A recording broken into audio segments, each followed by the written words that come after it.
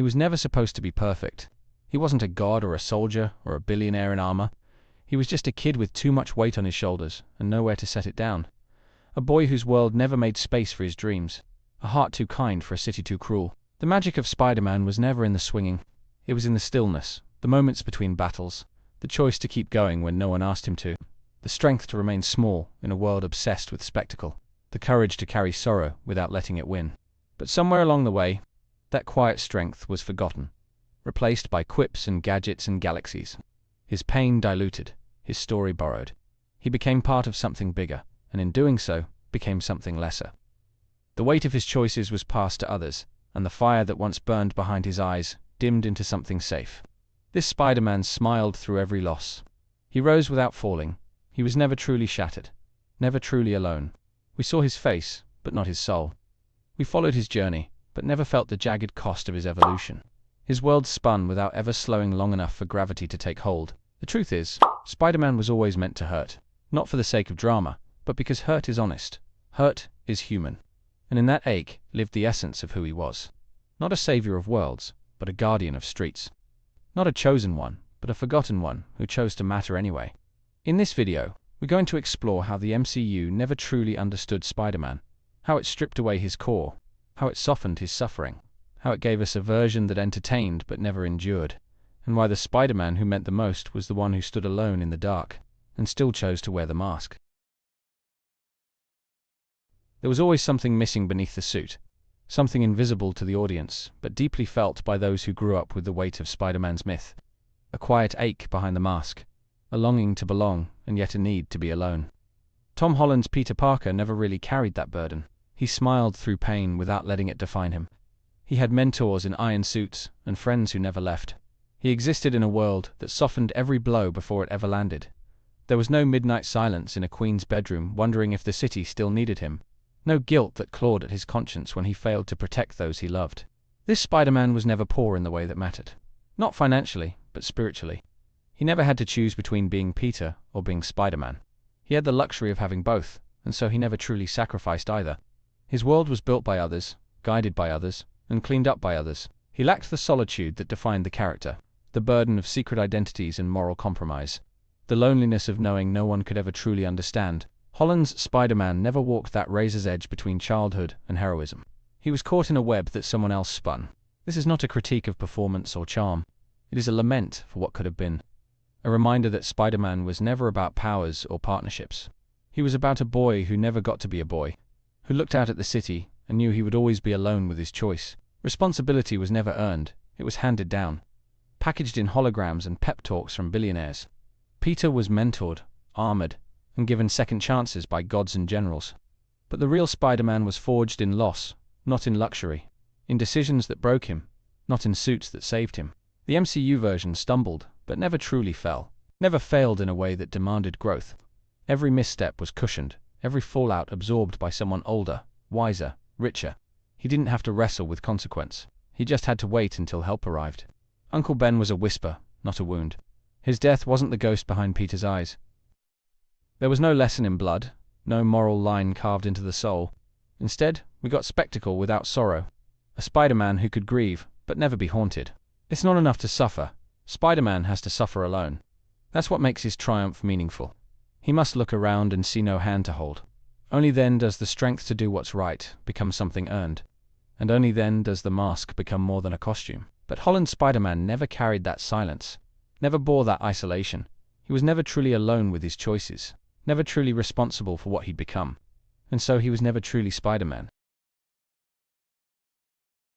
The heart of Spider-Man has always been tragedy. A boy trying to make sense of a world that takes without warning.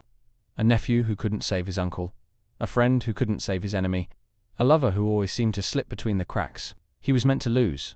That was the rule. The more he tried to hold on to, the more the world would pull away. But that loss is what shaped him. Not just the pain, but the perseverance through it. Not just the grief, but the grace he showed in its shadow. Tom Holland's Spider-Man lost people, but the weight of those losses never lingered long enough to leave scars. Aunt May's death was a flicker, not a fire. The world kept moving, and so did he. There was never that pause, that breaking point, where he nearly gave up. We never saw him rebuild from nothing. Never saw him crawl from the rubble of his own failure. We saw him mourn, yes, but not transform. His arc was fast-forwarded, softened, made safe for spectacle. And in doing so, it lost the ache that defines Spider-Man's soul.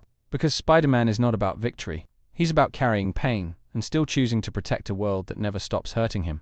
He is about the quiet strength to keep going, even when no one sees, even when it doesn't matter, even when it breaks him. There was a time when Spider-Man felt like mythology in motion.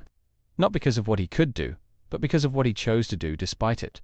He stood as a reminder that the smallest among us can carry the heaviest burdens, and that greatness is often invisible. He swung through alleys as much as skylines, fought for strangers as much as he fought villains.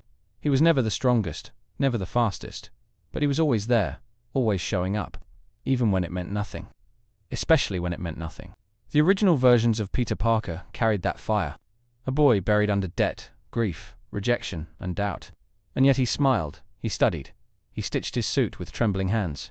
He saved the city with nothing but willpower and guilt and love. Holland's Spider-Man showed us power without cost, sacrifice without soul.